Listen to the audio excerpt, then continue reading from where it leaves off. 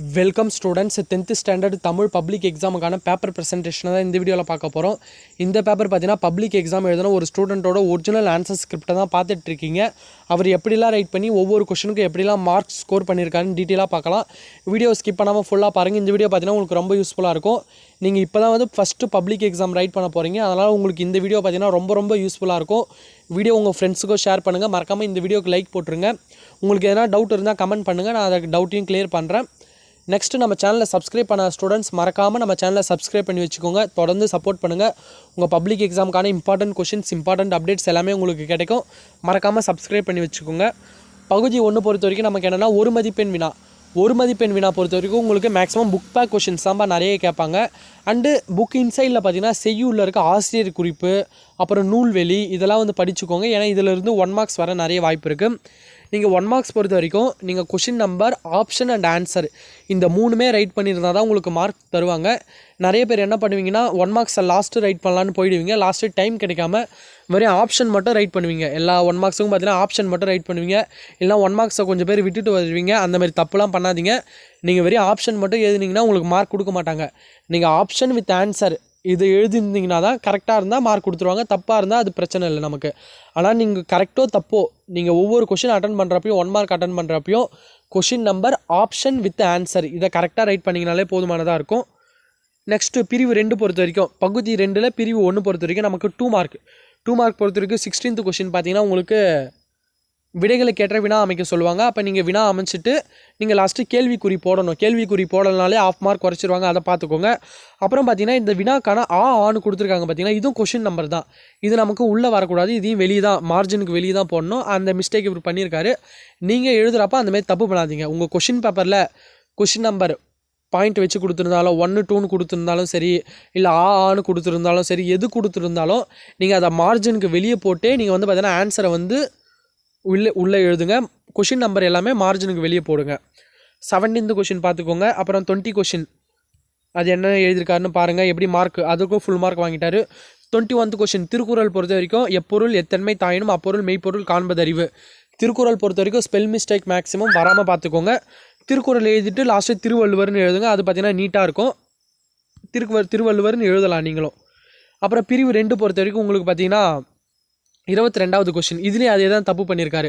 ஆவை பார்த்தீங்கன்னா உள்ளே போட்டிருக்காரு. அதை வந்து மார்ஜினுக்கு வெளியே போடணும்.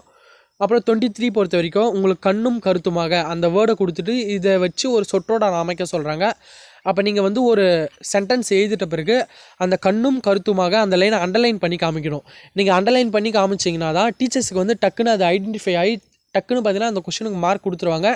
நீங்கள் வந்து பார்த்தீங்கன்னா அதை ஐடென்டிஃபை பண்ணலன்னா நீங்கள் அவங்க ஃபுல் சென்டென்ஸை கூட படித்து பார்க்கலாம். இல்லை நீங்கள் அதை ஸ்பெல் மிஸ்டேக் கூட பண்ணியிருக்கலாம். அதனால் அது வந்து பார்த்தீங்கன்னா நமக்கு மார்க்கை வந்து கொஞ்சம் ரெடியூஸ் பண்ண கூட வாய்ப்பு இருக்குது. மேக்ஸிமம் அதை நீங்கள் ஹைலைட் பண்ணி காமிச்சிங்கன்னா அவங்களுக்கு திருத்துறதுக்கு கொஞ்சம் ஈஸியாக இருக்கும். அதான் வந்து ஃபஸ்ட்டு பாயிண்ட்டு. 24 பொறுத்த வரைக்கும் உங்களுக்கு கலைச்சொல் அறிவோம். அதை எப்படி எழுதியிருக்காங்கன்னு பாருங்கள். வித் கொஷினோட ரைட் பண்ணியிருக்காரு. அந்த மாதிரி தான் ரைட் பண்ணோம். தீசிஸ்னு எழுதி ஆய்வேடுன்னு எழுதியிருக்காரு. இன்டெலிஜிக்கல்னு எழுதி அறிவியலாளர்கள்னு எழுதியிருக்காரு. மேக்ஸிமம் கொஷின் நம்பரை எல்லோரும் கரெக்டாக போடுங்க. ஏன்னா நீங்கள் ஃபஸ்ட்டு பப்ளிக் எக்ஸாம் எழுதுறீங்க. அதனால் கொஷின் நம்பர்லாம் வந்து பார்த்தீங்கன்னா கரெக்டாக எழுதுங்க. நீங்கள் எப்படி ஆஃப் ஏலி கோட்டலி எழுதுனீங்களோ அதேமாதிரி தான் ரைட் பண்ண போகிறீங்க. கொஷின் நம்பர் கரெக்டாக இருக்கணும். அப்புறம் பார்த்தீங்கன்னா அடித்தல் திருத்தல் இல்லாமல் எழுதுங்கப்பா. தமிழ் பொறுத்த வரைக்கும் நீங்கள் வந்து எதனா வேர்டு தப்பாக ஆகிடுச்சுன்னா கூட அடிக்காமல் கூட அப்படியே எழுதிருங்க. இல்லை உங்களுக்கு ஸ்பெல் மிஸ்டேக் ஆகிடுச்சுன்னா கூட நீங்கள் போட்டு அப்படியே வந்து பார்த்தீங்கன்னா போட்டு அடித்து வைக்காதீங்க. ஒரே இடத்த வந்து பார்த்தீங்கன்னா அடித்து வைக்காதீங்க. கொஞ்சம் லைட்டாக ஸ்ட்ரைக் அவுட் பண்ணுங்கள். பென்சிலில் லைட்டாக ஸ்ட்ரைக் அவுட் பண்ணுங்கள். அதே போதுமானதாக இருக்கும். அப்புறம் 27th கொஷின் அறிவினா அறியாவினா அதை பற்றி எழுதியிருக்காரு. அதுக்கு ஃபுல் மார்க் கொடுத்துட்டாங்க.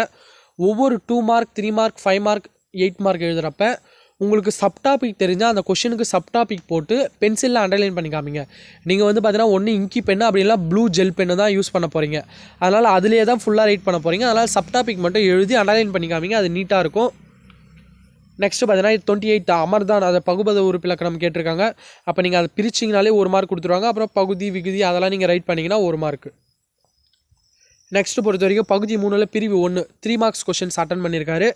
3 மார்க் பொறுத்த வரைக்கும் நமக்கு 29th பொறுத்த வரைக்கும் என்ன கேட்டிருக்காங்கன்னா அறிவியல் கண்டுபிடிப்புகள் இதை பற்றியான கேள்வி கேட்டிருக்காங்க.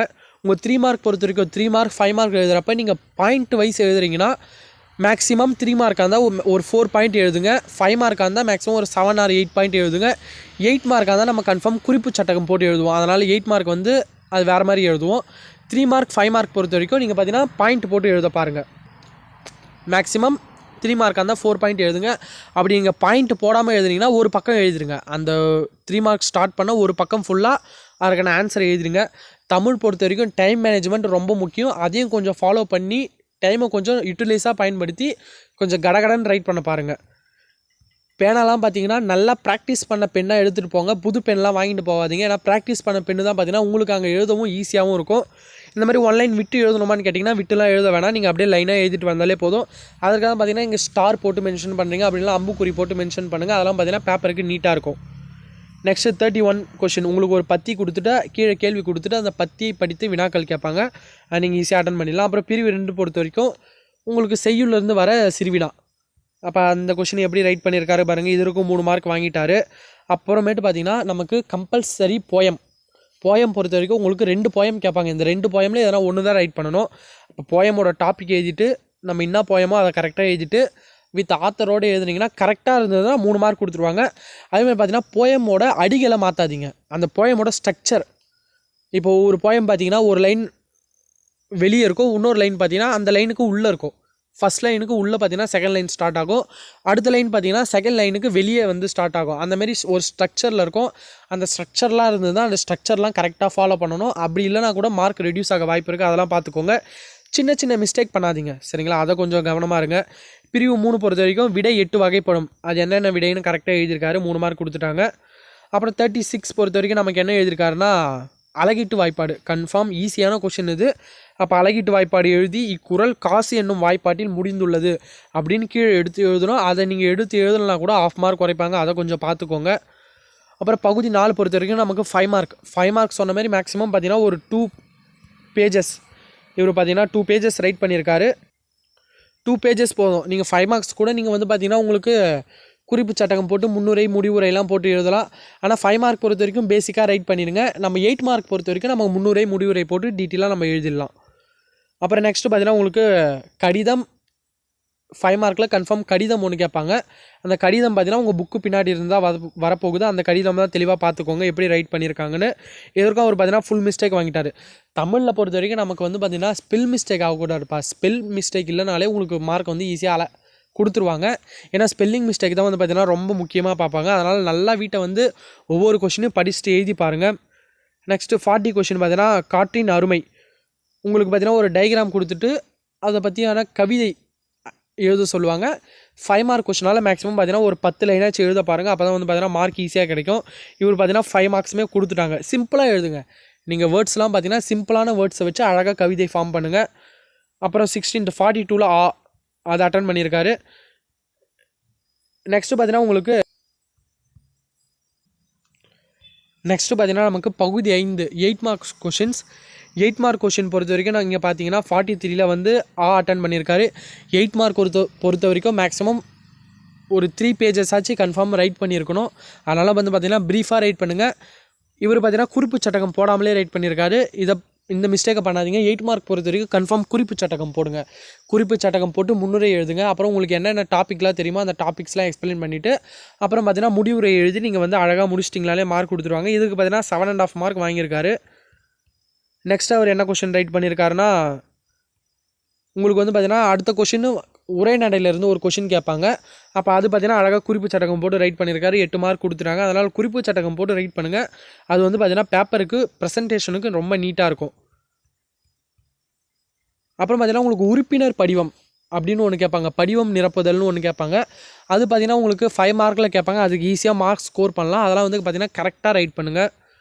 நெக்ஸ்ட்டு லாஸ்ட்டு 45th பார்த்தீங்கன்னா உங்களுக்கு ஒரு கட்டுரை ரைட் பண்ண சொல்லுவாங்க. கடிதம் வந்து பார்த்தீங்கன்னா 5 மார்க்கில் கொடுத்துருவாங்க. கட்டுரை வந்து பார்த்தீங்கன்னா உங்களுக்கு 8 மார்க்கில் கேட்பாங்க. அதற்கான கண்டென்ட்டும் அவங்களே கொடுத்துருவாங்க.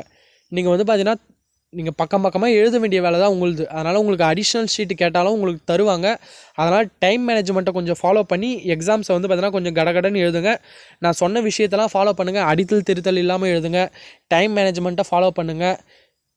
எக்ஸாம் பேப்பர் வந்து பார்த்தீங்கன்னா நீட்டாக ப்ரெசென்ட் பண்ணுங்கள். 2 மார்க்காக இருந்தால் 2 மார்க் அளவு எழுதுங்க. 3 மார்க்காக இருந்தால் 1 பக்கம் எழுதுங்க.